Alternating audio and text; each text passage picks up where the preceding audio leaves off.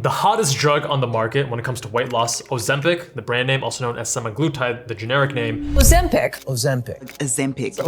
Is Ozempic right for me? Is very misunderstood. And I think Dr. Mike and Dr. Rocio Salas Whalen did a great conversation here about the drug. And I had a few more things I wanted to add as well.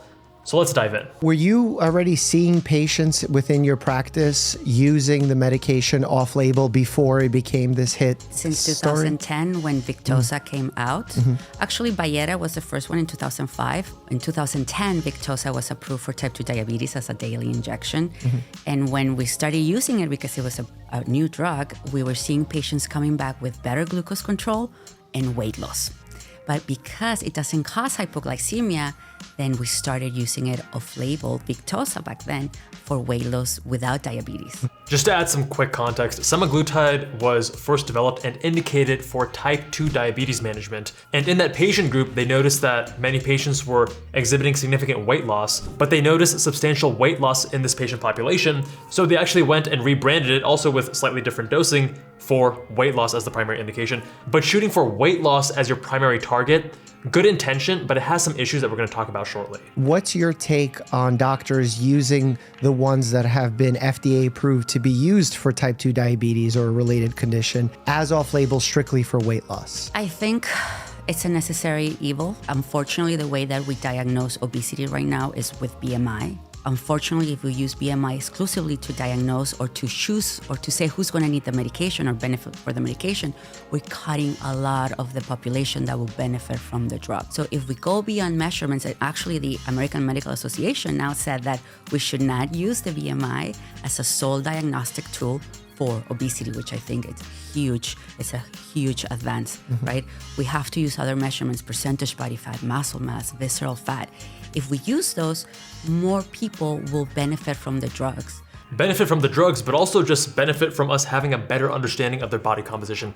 BMI is a function of weight and height. So it's a very crude measurement that has benefits to populations, right? So if you're looking at a population and their BMIs, that's gonna tell you a decent amount of information. But when you get to the individual level, if someone's a bodybuilder or someone is, another athlete that has a lot of muscle mass and low body fat, they may classify as obese when they actually don't have much body fat. Similarly, someone who's at a lower body weight but has very, very little muscle may have a higher percentage of body fat despite not being in the obese category. We tend to underdiagnose more than overdiagnose, meaning that I've seen many patients with a normal BMI or even a BMI of 21, 22, which you say they're completely normal. But once you look at their body composition, they have higher body fat than muscle mass. And it's coming out as a normal BMI because BMI is just a multiplication between height and weight. So if you average it out, body fat and muscle, you may have a normal BMI, but that's not metabolically healthy. That's what we call sarcopenic obesity or skinny fat. Skinny fat. Us Indians are the king of skinny fat. So the reason we have BMI is to stratify risk. Caucasians, overweight starts at around 25 and obesity 30, right? In South Asians, we actually have overweight starting, I think around 23 or 23 and a half, something like that.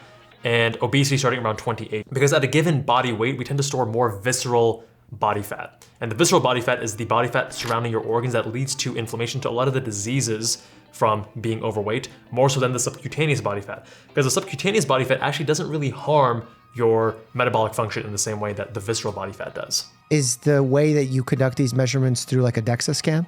I do a body composition with an impedance machine. Okay. How accurate are those? Because I've heard mixed results. They're very accurate. The gold standard for that is an MRI, right? But we're not going to do MRI on every patient. The second will be a DEXA scan. Also, again, more radiation and a bigger machine, expensive. To clarify here, MRI is the gold standard in vivo, so in living organisms. DEXA is almost as good as MRI. It's like 95, 97% as accurate as MRI. Very, very close. And the radiation she's talking about is super minimal. It's generally accepted that you can do multiple DEXA scans per year to test your body fat to get an accurate representation, and you're not having to worry about radiation risk. Bioimpedance is actually not very accurate, but it is very precise, meaning if it says 20%, it might be 24, it might be 16. And I actually use bioimpedance and I've compared it to a DEXA scan and it is several percentage points off. However, the change, so the precision, meaning that if it changes, if it goes from 20 to 24, that means that I gained 4% body fat. I did gain probably very close to 4% body fat because it's very precise. So the change in it is trustworthy, but the actual accuracy, the value is not as trustworthy. So not very accurate, but very precise. MRI, DEXA, very good. Bioimpedance, I would say the gap between DEXA to MRI is a lot less than the gap between DEXA to bioimpedance. The most important things when we talk about a patient having significant weight loss with one of these medicines is to make sure that the weight loss is healthy, that they maintain protein intake, resistance train, which will allow to create a better proportion of muscle to body fat. Exactly. This is one of the big issues with Ozempic. Now, you have two groups of patients: obese patients that need to lose significant amounts of weight, and then the patients who are closer to normal weight and maybe want to lose 10, 15 pounds because they want to look great for the summer or upcoming wedding, something like that. Because obesity has its own associated risks and inflammation and et cetera, the cost-benefit analysis shifts there such that you're more tolerant of the risks associated with Ozempic, whereas with the closer to normal weight individual, not so much. And one really important thing here that they're talking about is the change in body composition, because a lot of us, when we're thinking of losing weight, we just focus on the scale. Let's say you're 200 pounds, let's use round numbers here. So 200 pounds and you wanna lose 20 pounds, so you get down to 180. If you lose half of that as muscle and half of that as fat, that's a pretty bad deal. You're losing 50% muscle, 50% fat. Essentially, your body composition has gotten worse, unless you have more than 50% body fat at baseline, right? Because you're losing 50% muscle, 50% fat. Generally speaking, you wanna be losing something like a healthier target, because anytime you're losing weight, you're gonna lose some muscle. To say that, hey, I'm gonna preserve every single ounce of muscle, not realistic. But losing 75% of fat for every 25% of muscle, that's something that's more reasonable. If you can do better than that, that's fantastic. But this is something that is reasonable and attainable. And with drugs like Ozempic, what we're seeing is that patients tend to lose more muscle than they should. Now, especially those who are closer to that normal body weight. So obese patients are gonna have a lot more body fat to lose, and you don't see them losing as much lean tissue versus those who are closer to normal weight, because when you are closer to normal weight and you take Ozempic, you're greatly increasing the risk that you're gonna lose far more lean body mass. Not a good thing. What changes when when obesity is now listed as a chronic disease versus when it wasn't? I think the biggest thing should be acceptance of treatment, because if we continue to see it as a lifestyle problem, then we're gonna continue to beat the idea of it's gonna be lifestyle what's going to improve obesity and what's gonna cause weight loss, right? So we're leaving it pretty much of the patient's responsibility on 100%. But when we see it as a chronic disease, one, we take the guilt of the patient from his shoulders or her shoulders. Second, we're allowing to see it as a disease and use medication and treatment for it. It's this obesity right now is still being not understood completely as with medication, to be used medication, but I think accepting medication and then also accepting that the medication is for long term, right? It's a chronic condition. We're not curing the obesity, we're controlling the obesity. Like we don't cure diabetes, we control the glucose. We don't cure hypertension, we control the blood pressure. Same concept with obesity. This is a very controversial and delicate subject here, right? So I think what she's saying about obesity not being a moral failing, as many people think it is, I think that's fantastic. That's the right messaging. But then it's a fine balance between simply relying on a medication. I think this is kind of like a microcosm. This whole Ozempic craze has been a microcosm of American culture when it comes to health. A lot of us want to keep doing whatever we're doing and then have a magic pill to solve whatever problems we may have. If we have hypertension, give me a pill. If we have diabetes, and hypertension and diabetes, she was saying we don't reverse them, we just treat them. They can actually be completely reversed. A lot of this does come down to lifestyle management, but with our current environment, our current systems, it's so hard to have the proper lifestyle. One of the issues with long-term Ozempic management is simply the cost, because doing 1 year of Ozempic treatment comes out to $16,000. And you may say, hey, my insurance company is gonna take care of that. Ultimately, someone is paying the bill. So that may be your insurance company, that it's not coming from thin air. So $16,000 per year, every single year, adds up tremendously fast. And if you look at other developed nations, their average medical cost per person is less than $10,000. And we're talking about $16,000 per year just for one single issue, not the other comorbidities that this patient may have and the other treatments that they may need. So what I think is a good middle ground here is you use a drug like semaglutide to help initiate some weight loss for someone who is obese and has been struggling for a long period of time, to get the ball rolling, but then you really need to instill those lifestyle changes. Because ultimately, semaglutide does have some issues. It is far healthier to be losing that weight and keeping that weight off through lifestyle management rather than just relying on a drug. So does that mean for this medication that would be like these incretins would be lifelong medications? Chronic use. And I think we should remove the negative concept about this and see it as a positive. So part of the reason she's also saying we need to do it for long term is that if you stop semaglutide, very frequently, you're going to regain the weight. Some people even yo-yo beyond and they gain a greater amount of weight than they had before. But the long-term use of any medication, of course, comes with risk. And when we're talking about semaglutide, there are some patients who, just based on the way that this drug functions, they lose the pleasure of eating. And even when they stop, they still have lost the pleasure of eating after stopping the drug. There's also the issue with cravings returning. When they reduce the drug or get off the drug, their cravings are so intense that they gain even more weight than they had before. And then of course, the issues with muscle mass loss that we already discussed. The old school way of thinking was putting it all on the patient's shoulders and saying it's calories in, calories out, exercise and diet. That's the way you lose weight. That's the only way. And then as time went on, we started introducing bariatric surgery. And we said, look, there's an alternative treatment and we have something available. Just to circle back here, bariatric surgery on average, the cost is $24,000. That's a one-time surgery, and that's gonna last you for the rest of your life. Ozempic, semaglutide, $16,000 per year.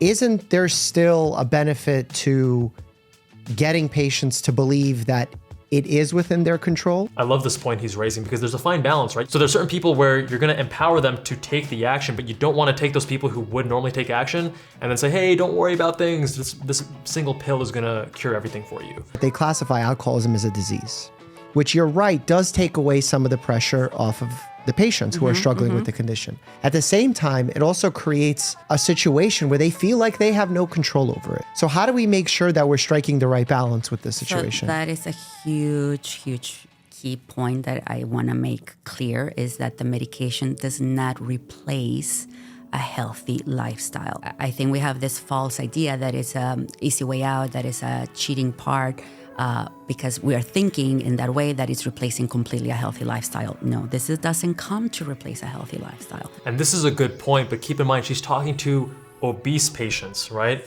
And I think a lot of people that are educating themselves about semaglutide, or they heard something on TikTok, they think that, hey, I'm a healthy person. Yeah, sure, I should be like eating healthy, but I just want like a little bit of boost. So it's fine, my lifestyle is already mostly good and I'm just gonna have a little boost. But again, two very different patient populations, and the risk profile when you are close to normal weight, there are a lot of downsides. Something as even small as increasing your resting heart rate when you're on semaglutide versus not. We don't know why it happens, and we generally know that all things being equal, it's usually considered not healthy to have an increased resting heart rate. Just one more thing to consider. And if your physician is not having a discussion about you, about lifestyle, exercise, nutrition, while giving you these medications, then you have to go somewhere else, right? I think it's a complete visit. And I understand that many primary care offices, doctors don't have body composition machines, but I think if you make sure to have the conversation about muscle mass, increase their protein intake to the patient, then and if the patient is following these recommendations, then you can rest assured that what they're losing is body fat and not muscle. So even though a lot of doctors' offices don't necessarily have the right tools for body composition like DEXA scans, maybe they do have bioimpedance, it's actually not too expensive. Patients can even buy a very affordable consumer grade, of course, different than what they'd have at a doctor's office, a consumer grade bioimpedance device. And these scales, they'll have these electrodes that allow them to calculate, again, that body fat percentage. And we don't care about the absolute value as much, we care about the directionality. So if that patient is taking on those lifestyle changes and they say, hey, I was 21%, now I'm 20.5%, now I'm 20%, and they're seeing the needle move in the right direction, that's gonna be so motivating and so empowering to say, hey, I can do this, I can actually improve my body composition just by these lifestyle changes. I do believe that beyond just the weight loss, we are doing other things for the patient's health. We are seeing now it has cardiovascular benefits, right? And I think that is just the beginning, because those studies hasn't been done. But now the more patients are on these drugs, we're seeing improvements in dementia, in psychiatry, right? So I think there will be more things coming up in the pipeline that is beneficial, these drugs. So I do feel like it is important for patients, for the majority of patients, to be on these drugs. One other thing that's probably underappreciated is the importance of simply education. Now bear with me, many people focus on just the scale reading, the total weight, and they don't even consider body composition. So that's one thing that needs to be addressed. Another thing, I have a family member who probably falls into the category here that we're talking about, BMI, possibly over 30. And fantastic that they were taking initiative with their health, but they were focusing on the wrong things. They were focusing on the new trend, and this was a couple years ago. They were focusing on intermittent fasting and 1 meal a day, OMAD eating. And that is a strategy to reduce the total number of calories you eat as a way to reduce your body weight. And they said, I've been doing this for 6 months, but now I've plateaued. I can't lose any more, and I want to lose more. And I told them a few things. First of all, your body composition, you want to maintain your lean muscle mass. That's probably going to be detrimentally affected by 1 meal a day eating. Secondly, is exercise, right? Both resistance and cardiovascular. Eating everything in just one meal is not gonna allow you to meet your protein requirements to not lose muscle. So it's fantastic when someone is motivated, but there's so much misinformation and not even misinformation, there's just information that doesn't always have the nuance attached to it. And without that nuance, we can't decide what is working, what is not, because these are all valid tools. But then, especially with social media, intermittent fasting takes off as this hot new trend, and it's not this cure-all, right? It's not this panacea, this solution for everyone. And similarly, semaglutide, same thing. We need to have these discussions about the nuanced topics so that we can actually proceed in an informed way. When a patient feels motivated, when they start seeing some weight loss, it's like it just keeps going the machine, right?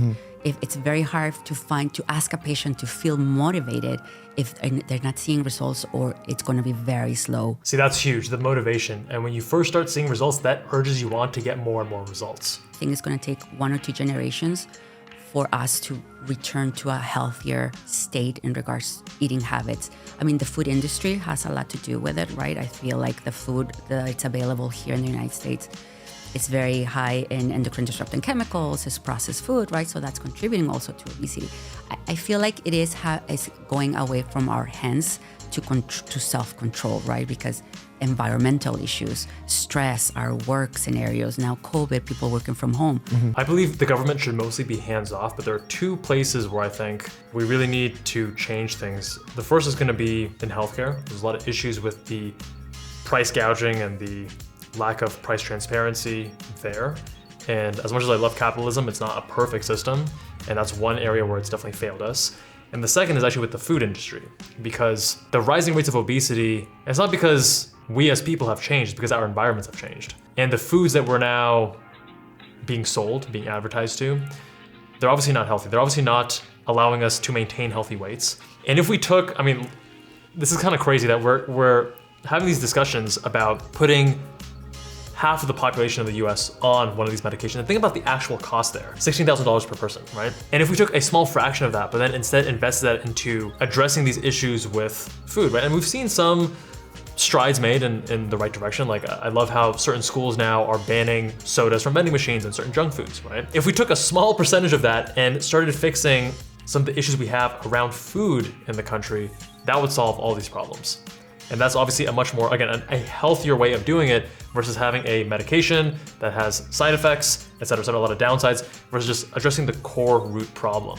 Yeah, I'm trying to think about this from the viewer's perspective, and I'm seeing a zoomed out version of the world where, you know, food companies have created on a population level a type of food, or this increase in processed foods and all these issues that have led us to become overweight. Now, pharma companies are giving us the medication to fight back against this. That's funny. Food companies, we create the problem. Pharma companies, hey, we got the solution. Funny circle there. Doesn't it feel like then we lose a little sense of control of what's going on around us? Definitely. And that's one thing that you always want to give the patient the feeling of self-control. I do think that the system, I'm not a conspiracy theorist, so I don't think this is some, orchestrated plan to just make more money.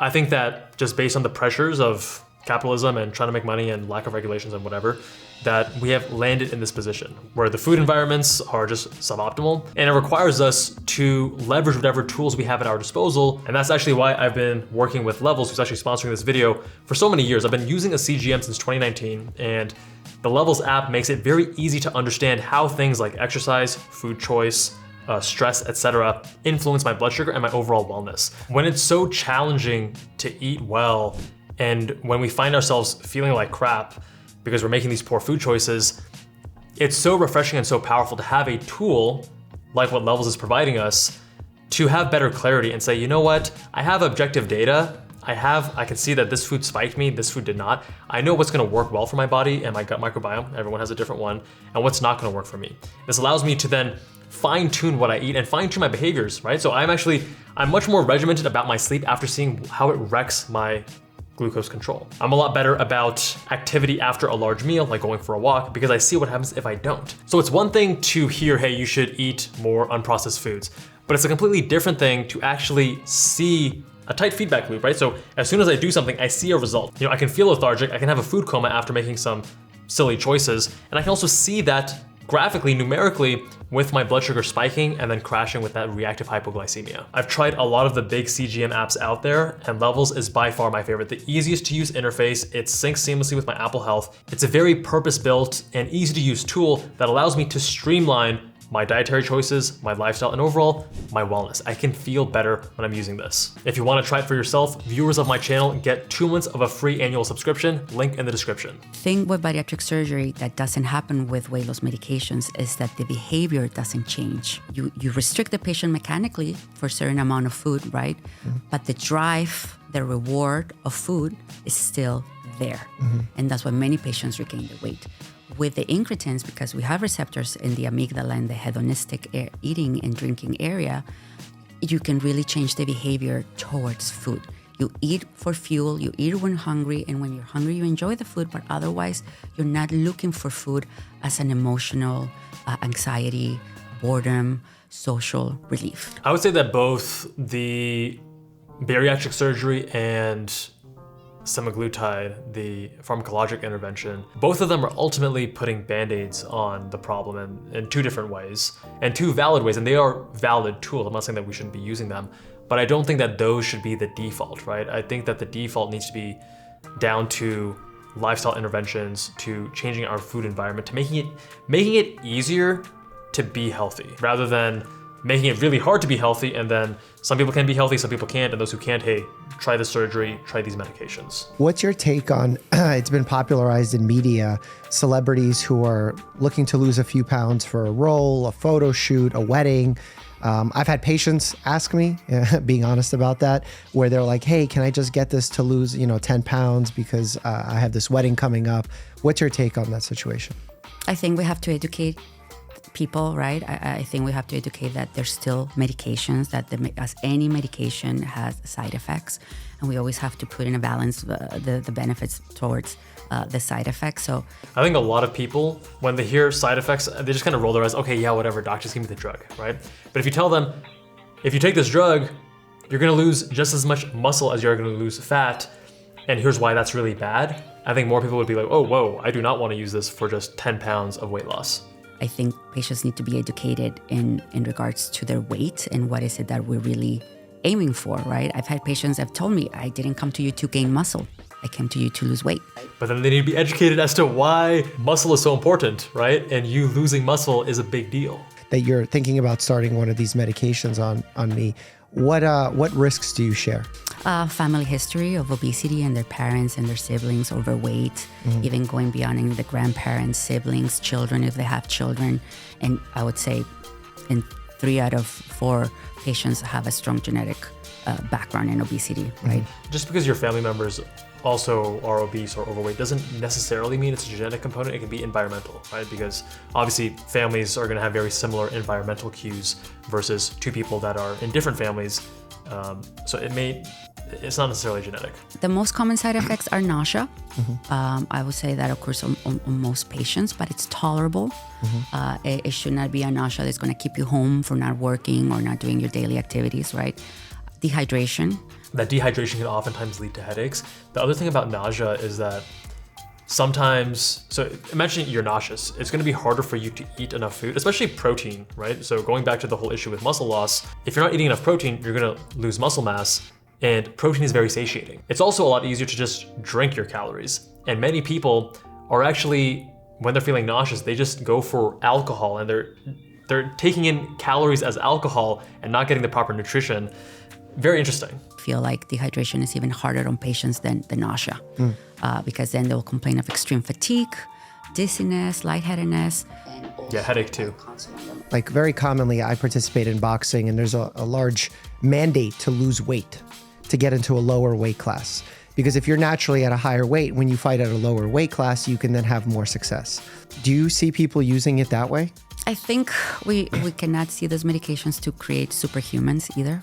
Yeah, it's definitely not creating superhumans. You're just gonna lose body fat for your sport, but also muscle. At what degree is becoming part of your life or involvement of your life around you losing weight? I think maybe part of the misunderstanding too is the way it works. And it's not like you can eat whatever you want and now you just magically burn more calories. You know, it doesn't allow you to eat junk and then get away with it. What it does is it reduces your appetite. It also increases insulin secretion.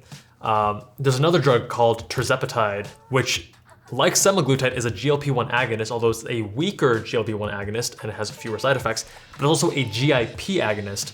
And that's a drug that might be getting more attention, and it seems to have a better efficacy and side effect profile than semaglutide. But think of semaglutide as primarily an appetite suppressant and an insulin sensitizer. Another misconception is that there's a quick fix. They're not. And also, patients that are using them, they're taking the easy way out. I mean, it's not really the easy way out. They have to see me or see their doctor every 8 weeks. They have to inject themselves once a week. They have to increase their protein intake. They have to, I mean, it's work. It's not easy. It's not an easy way out to be on these medications. And to add to that, I think a lot of it comes down to the American culture wanting that magic pill, because that way you don't have to focus on lifestyle. You don't have to focus on your diet and exercise. But ultimately, for those who need to just lose 10, 15, 20 pounds, there are a lot more downsides than upsides. And while this can be a very helpful and useful medication for a certain patient population, especially those who are obese and are really struggling with weight loss, and while that group has a lot to gain, I think it is getting misunderstood to believe that it's going to help everyone with weight loss. Many of those patients are demotivated, that they've tried everything possible and they didn't see success. I think it's very hard for them to present to them the same response that every other physician or every other diet has given them. I think a lot of it is wanting the shortcut. We really have a very poor fighting chance to overcome everything that is promoting obesity or promoting us to a lifestyle that we cannot work out in the gym 2 hours a day, every day, that we can expend eating healthy, clean food, right? I feel like we have many things against us that even if we want to, somehow we cannot get there. Everybody cannot get there. But I also don't think we should be defeatist, and no one's saying that you have to do 2 hours of exercise per day to be healthy. Doing 30 minutes, 45 minutes every day would be fantastic too. Not being able to eat clean and healthy is something that most people can definitely do. So I just think we need to, it's a very delicate topic, and I don't think that we should admit defeat and say that we can't exercise the necessary amount and we can't eat clean because these corporations are making it so difficult to do so, and just throw the towel in. Anyway, thanks for watching, my friends. Much love. If you enjoyed this video, check out this one or that one.